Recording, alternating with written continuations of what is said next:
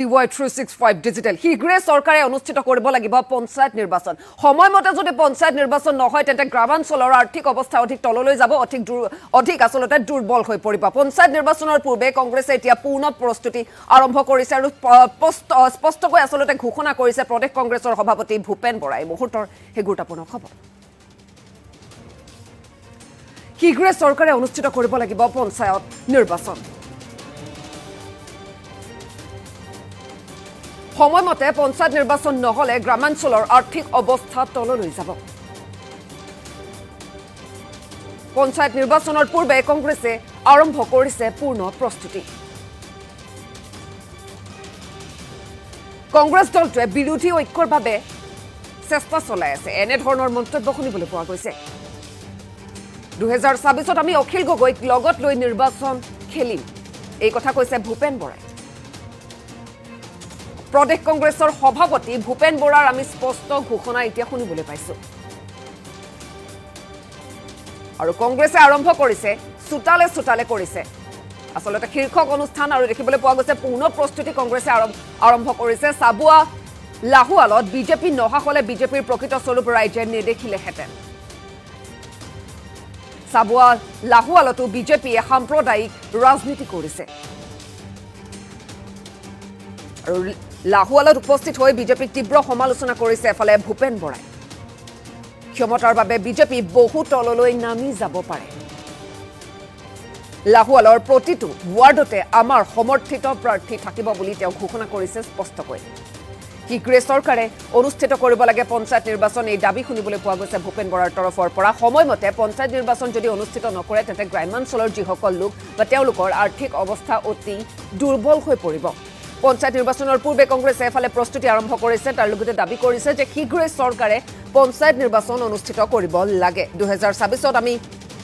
অখিল গগৈ লগত লৈ নিৰ্বাচন খেলিম এনে ধৰণৰ স্পষ্ট ঘোষণা শুনিবলৈ পোৱা গৈছে প্ৰদেশ কংগ্ৰেছৰ সভাপতি ভূপেন বৰাৰ পৰা কংগ্ৰেছে আৰম্ভ কৰিছে চুটালে কংগ্ৰেছ শীৰ্ষক অনুষ্ঠান সাবুৱা লাহুৱালত বিজেপি নহা হলে বিজেপিৰ প্ৰকৃত স্বৰূপ ৰাইজে নেদেখিলেহেঁতেন বুলি বিস্ফোৰক দাবী বিস্ফোৰক মন্তব্য আসলতে শুনিবলৈ পোৱা গৈছে সাবুৱা লাহুৱালতো বিজেপিয়ে সাম্প্ৰদায়িক ৰাজনীতি কৰিছে এই অভিযোগ ভূপেন বৰাৰ তেওঁ স্পষ্টকৈ সাংবাদিকৰ আগতে এই কথা কৈছে আৰু তেওঁ কি কৈছে দৰ্শকসকলক শুনাই ল'ব বিচাৰিছো বা আমি কংগ্ৰেছ দলে বিৰোধী ঐক্যৰ কাৰণে আন্তৰিকতাৰে চেষ্টা চলাই আছো অখিল গগৈ ডাঙৰীয়াকো আমি লগত লৈ 2024 চনৰ নিৰ্বাচন খেলিম তেনেকুৱা এটা প্ৰক্ৰিয়াৰে আমি আগবাঢ়ি আছো সাবুৱা লাহুৱালত নতুনকৈ সমষ্টি হোৱাৰ পিছত মই সভাপতি হিচাপে আজি প্ৰথম আহিছোঁ আগতে সাবুৱালৈ আহিছোঁ লাহুৱাললৈ আহিছোঁ আৰু আজি আপোনালোকে দেখিছে আমাৰ আৰম্ভণি ইমান বৰষুণ ইমান ঠাণ্ডা মিটিং আছিলে চোতালত কিন্তু যি ঘৰ মানুহ চোতালত লৈছিলোঁ তেওঁলোকৰ চোতালত মানুহখিনি নধৰে সেইকাৰণে প্ৰাঞ্জল ঘাটোৱাৰে মোৰ সৈতে আলোচনা কৰি হলটোলৈ আনিছে আমি এনেকুৱা সভা এই সাবুৱা লাহুৱালত অহা দিনকেইটাত 18খন কৰিম গতিকে এখনৰ ৰেহ ৰূপটো আপুনি দেখিছে বাকী 17খনটো আপুনি দেখা নাই আৰু এইটো আমাৰ ভেটি আছিলে আমাৰ কিছু সৰু সুৰা ভুল ভ্ৰান্তি আছে কিছু ৰাইজেও পৰিৱৰ্তন বিচাৰিছিল পৰিৱৰ্তন হ'ল ভালেই হ'ল এতিয়া ৰাইজেও বুজি পালে এবাৰ বিজেপি নহা হ'লে বিজেপিৰ প্ৰকৃত চৰিত্ৰ অসমৰ মানুহে বুজি নাপালেহেঁতেন কিমান সাম্প্ৰদায়িক ৰাজনীতি কৰিব পাৰে কিমান ফেচিষ্ট আৰু কি ধৰণে স্বজন তোষণ ভ্ৰষ্টাচাৰ দুৰ্নীতিত এই দলটো নিমজ্জিত ক্ষমতাৰ কাৰণে কি পৰ্যায়লৈকে যাব পাৰে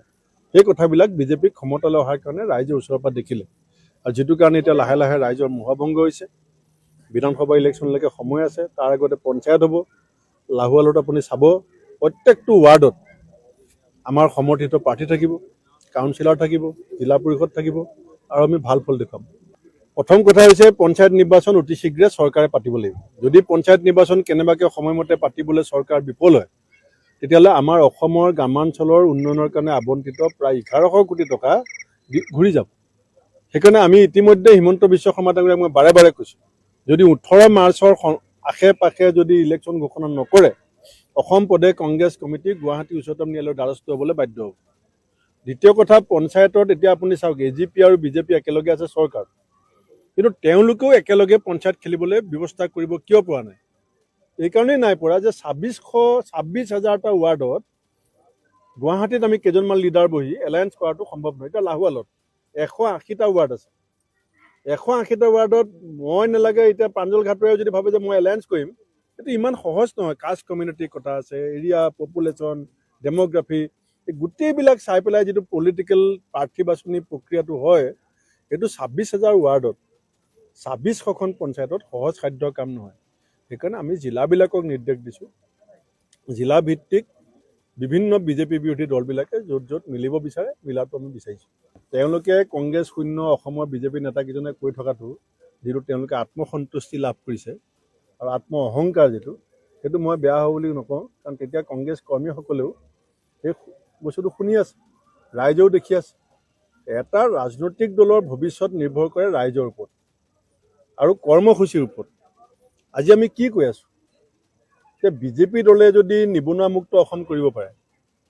বানপানীমুক্ত গৰাখহনীয়ামুক্ত অসম কৰিব পাৰে, থাকক বিজেপি আহিলে যদি বিদেশী গুচি যায়, বাগানৰ চাহ শ্ৰমিকৰ মজুৰি যদি 351 টকা হয়, 6 জনগোষ্ঠী যদি জনজাতিকৰণ হয়, বিজেপি থাকক।